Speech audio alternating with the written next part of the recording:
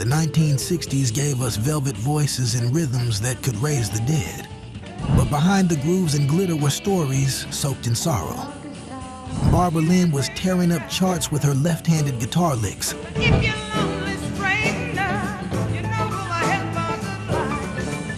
While James Carr battled demons that silenced one of soul's greatest voices.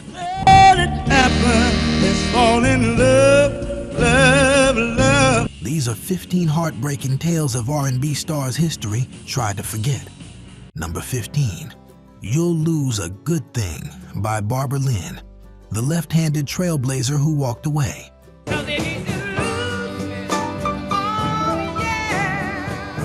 Barbara Lynn lit up jukeboxes in 1962 with her bluesy, finger-picking anthem, You'll Lose a Good Thing. A self-taught left-handed guitarist from Beaumont, Texas, she didn't just sing heartbreak, she played it with soul-drenched authority. Oh, yeah. If you should lose. Released on Jamie Records, the track soared to #1 on the R&B charts, making Barbara a sensation. But fame came fast and fleeting. Few recall that she wrote the song herself at just 20 years old. But just don't mistreat me, baby, and I'll be good to you. She opened for everyone from Stevie Wonder to Otis Redding. Still, as the 1960s ended, her label dropped her. Industry gatekeepers didn't know how to market a black woman shredding guitar. She quietly returned to Texas, raising a family and working outside music for decades. Oh, yeah. Come on, baby. For years, Barbara Lynn's name faded from liner notes and radio rotations, but listen closely, and you can still hear her influence in every woman who picked up a guitar and dared to sing her truth.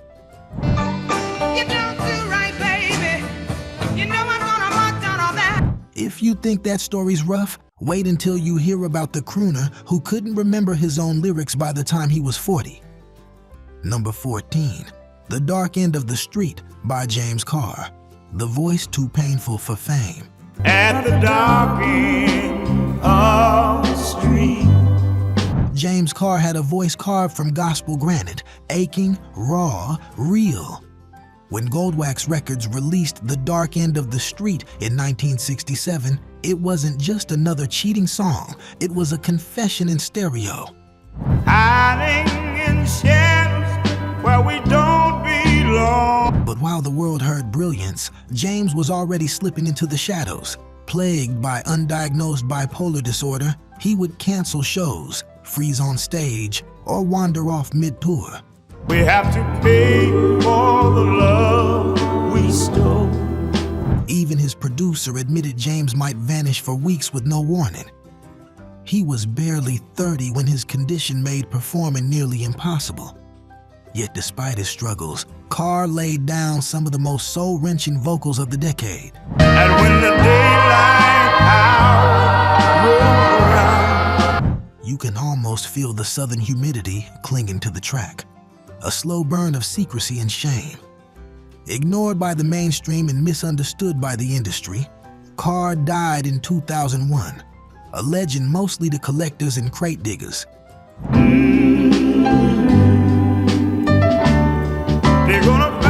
But once you've heard him, you don't forget. And if you thought his silence was tragic, wait till you hear who never got to speak at all. Number 13, Dedicated to the One I Love by Lowrell Simon, The 5 Stairsteps, the lost lead before the family hit. My baby, whisper a little. Before the 5 Stairsteps became known for their early 70s gem OOH Child, they were a Chicago-based family act fronted by the smooth-voiced Lowrell Simon. I could be satisfied, no way. Back in the mid-60s, Lowrell led them on the Curtis Mayfield-produced ballad Dedicated to the One I Love, a hauntingly tender love song that predated their fame. But while his voice carried the group, he never saw the spotlight for long. Care for me, my baby, yeah. Laura left the group in the late 60s due to internal tension and industry politics. While his younger siblings went on to find success under George Harrison's Dark Horse label, Lowrell struggled to find footing solo.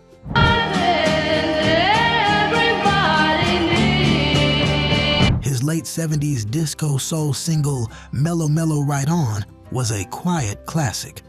But by then, the spotlight had moved on. He faded from public memory. His early contributions to Chicago soul barely whispered in the annals of R&B history.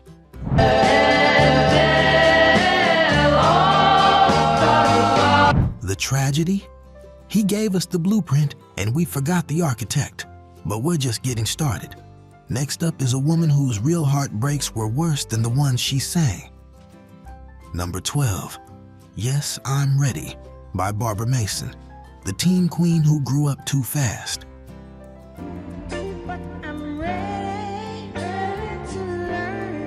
When Barbara Mason recorded Yes, I'm Ready in 1965, she was only 17. But her voice carried the weight of a woman who had already loved and lost. Just the way you want me to. Released on Arctic Records out of Philadelphia, the song became a slow dance staple across Black America. Her innocent vulnerability cracked through the vinyl, tender, hopeful, aching.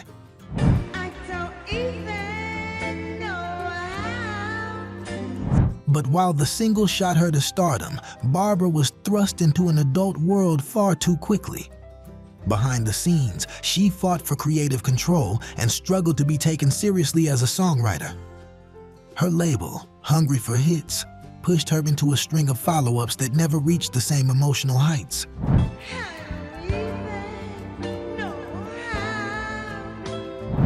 By the early 70s, her sound was out of step with disco's rise. She quietly disappeared from the charts, her name slowly buried under the very genre she helped shape. Her voice promised forever love, but the industry showed her how short forever can be.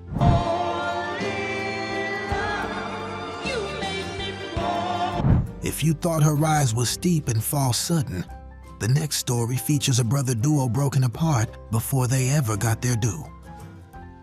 Number 11, Trying to Make a Fool of Me by the Delfonics, the harmony that fell apart.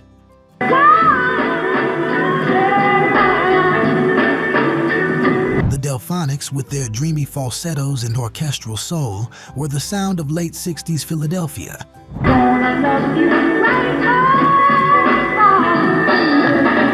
But before La La Means I Love You became their signature, songs like Trying to Make a Fool of Me hinted at a more complex soul, soft and romantic, but filled with suspicion and heartbreak.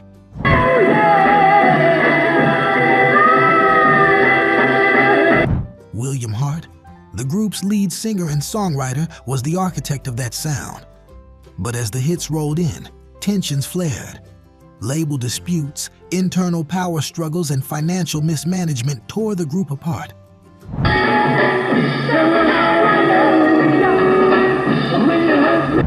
Hart's delicate songwriting masked a deep inner turmoil. His brother Wilbert left the group while William fought to keep the legacy alive, even as their chart success faded by the mid-70s. Though their sound would later be sampled by everyone from Missy Elliott to Ghostface Killah, the Delfonics as people, especially Hart, became ghosts of a sweeter, more romantic era.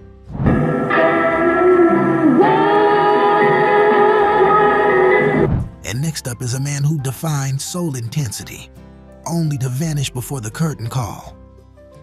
Number 10, Tell It Like It Is by Neville, the angel voice with a heavy cross.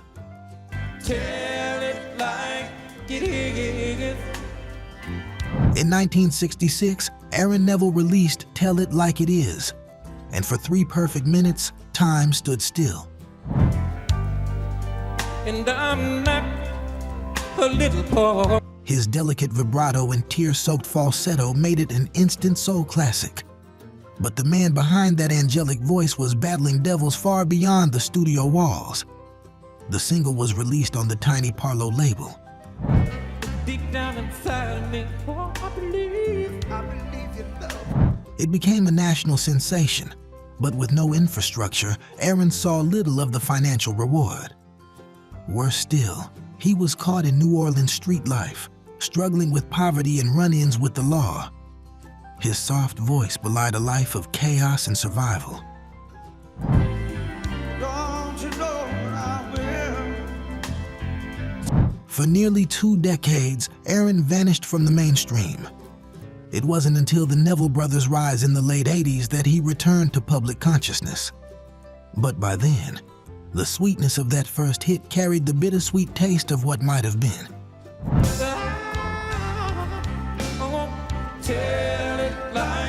Ready for more? If these classics from the 60s are tugging at your heartstrings, give this video a thumbs up. It helps us keep the soul alive. And stick around. We've still got 9 more forgotten R&B stories to uncover. Number 9, I Do Love You by Billy Stewart. The studded genius silenced too soon.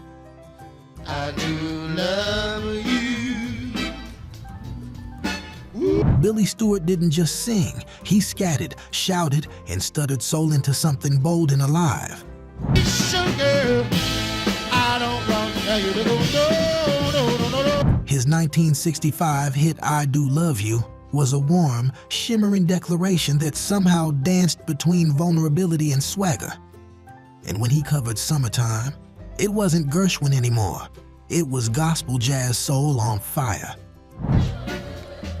Singing out a little bit louder. But Billy's career was cut tragically short. In 1970, at just 32, he and 3 of his bandmates died in a car crash en route to a show. His customized Thunderbird plunged into a river in North Carolina, snuffing out one of the most electric voices of the era. Yes, it is. Don't you know it?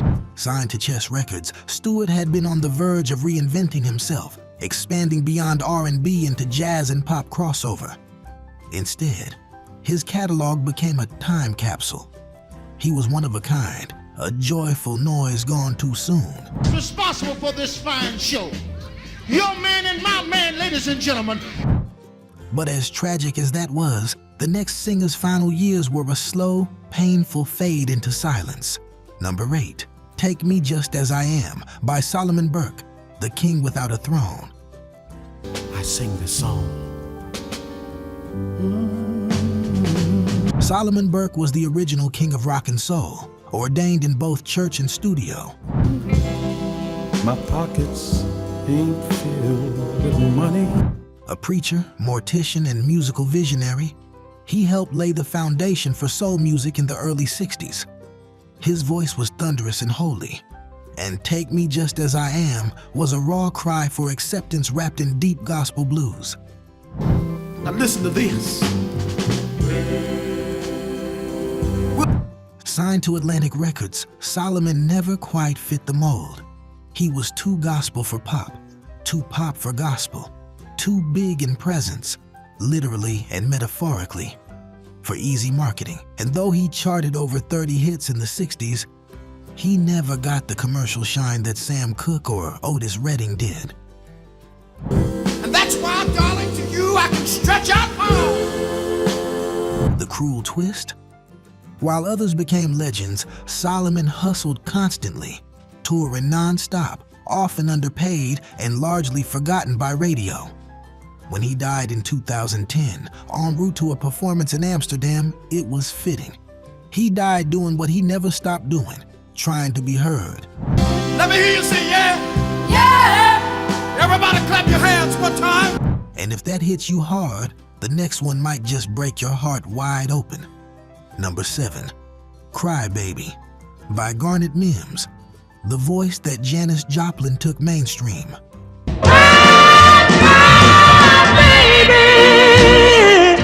Before Janis Joplin made Cry Baby a rock staple, it was Garnet Mims who screamed it into being in 1963. Much more than I. Backed by the Enchanters, Garnet poured pain into every syllable. His voice cracked like a window in a thunderstorm. Born in West Virginia and raised in Philadelphia, he brought gospel fervor into every note.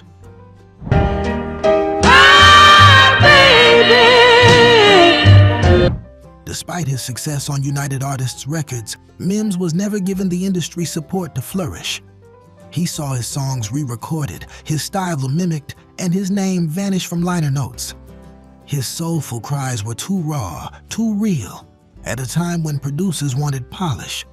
Oh, honey, you know I'll be around. Disillusioned, Garnet left the music industry in the 1970s to focus on prison ministry.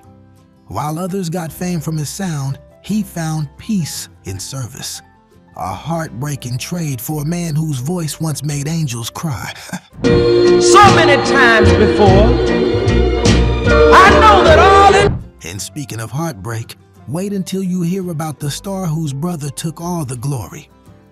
Number 6, Shout Bamalama by Otis Redding, the star who gave his all too soon.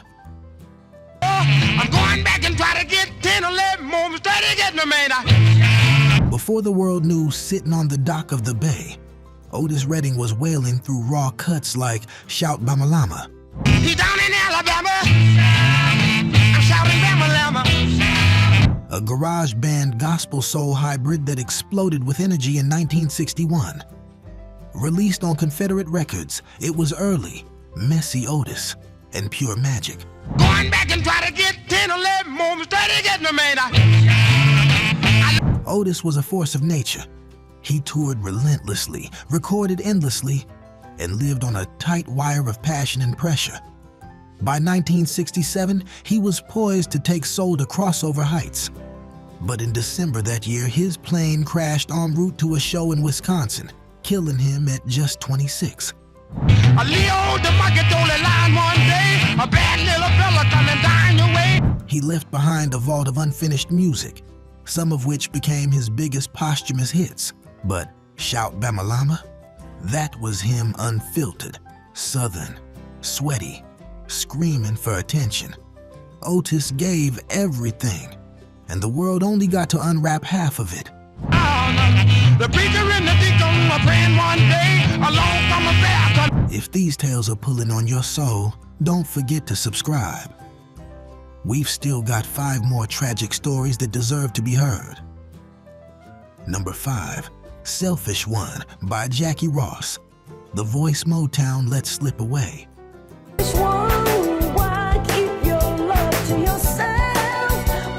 Jackie Ross had the voice, the look, and the hit. In 1964, Selfish One soared up the charts, her smoky soprano gliding over a mid-tempo groove that was equal parts sass and sorrow.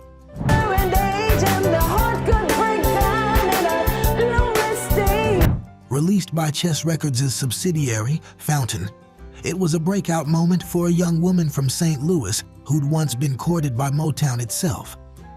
But Jackie turned down Motown's offer, hoping for more creative control elsewhere.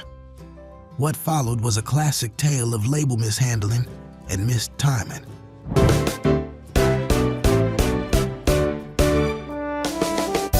After Selfish One, she struggled to replicate that success, facing internal label politics, poor promotion, and the cruel double standard applied to young black female artists.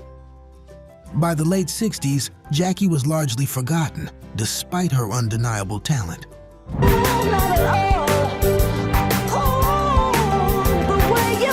Her career was derailed not by lack of skill, but by an industry that didn't know how to nurture women with vision. One hit, one golden moment, and then silence. But the next story? It's about a duo who were too good to be true. Number 4, Mockingbird by Inez and Charlie Foxx, the family act that fell apart.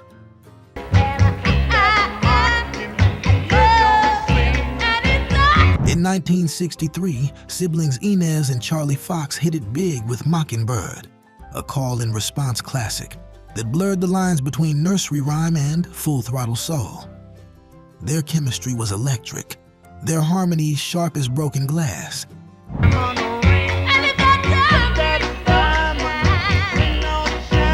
Atlantic Records pushed the single hard and it caught fire. But while Mockingbird became a cultural mainstay, later covered by Aretha Franklin, James Taylor, and Carly Simon, the Foxx duo faded fast.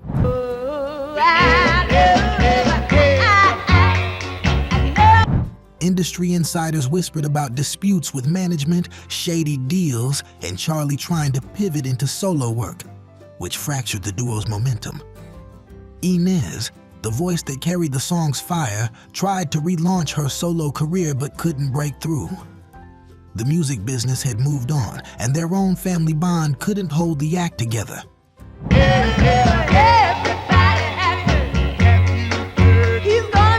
Their song lives on, but the singers lost to footnotes and reissue liner notes. And if that stings, just wait. Our next artist sang like a woman twice her age but disappeared before 25. Number 3, I Had a Talk with My Man by Mitty Collier. The gospel star silenced too early.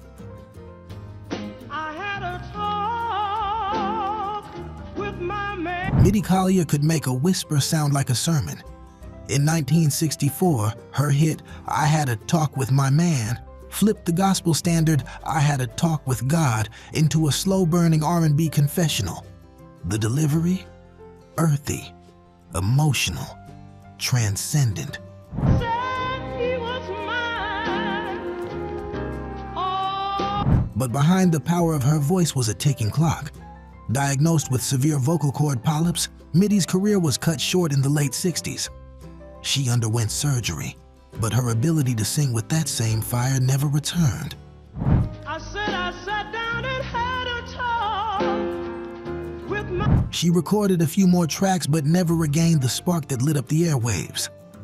Rather than fade into obscurity, she returned to her roots, becoming a pastor and founding a ministry that still stands today. A life of soul, just not the kind that charted.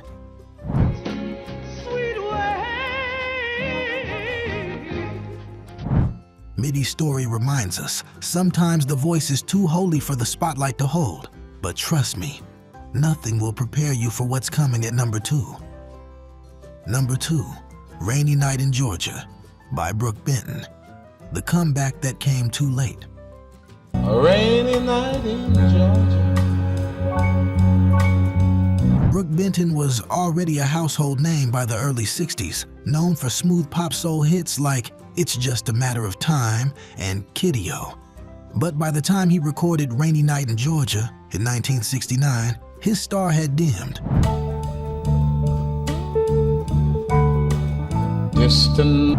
Released on Cotillion Records, the track was a haunting ballad of loneliness and longing, arguably the finest vocal performance of his career. Benton poured decades of heartbreak into the song. His velvety baritone sounded older, wearier, wiser, and the single struck a chord. It went to number 1 on the R&B charts and top 5 on the Hot 100. But it still comes out the same. A long overdue comeback, but also a final act. Despite the hit, Benton never fully reclaimed the spotlight. The industry had shifted, labels weren't investing in veteran acts, and he quietly faded from the radio once more. He passed away in 1988, his name largely absent from greatest lists. Yet, Rainy Night still stops listeners cold today. Baby, it's a rainy night in Georgia. And now, the most tragic story of them all. A soul sister whose fire was extinguished far too soon. Number 1, Piece of My Heart by Irma Franklin, the sister who gave Janis her voice.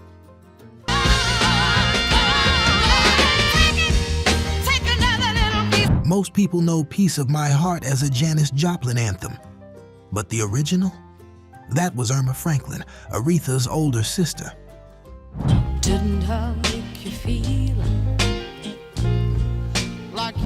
In 1967, Irma's version was raw, aching, and gospel-infused. Released on Shout Records, it earned her a Grammy nomination and critical acclaim, but never charted the way it should have.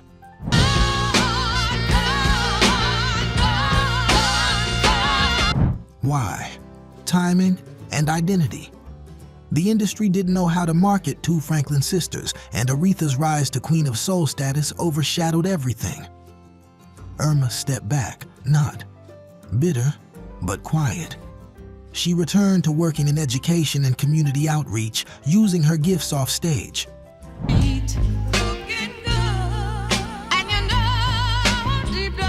When Janis Joplin re-recorded Piece of My Heart in '68, it blew up.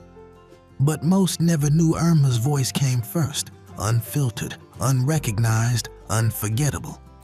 She passed in 2002, loved by her community but rarely mentioned in retrospectives. Yet, her voice?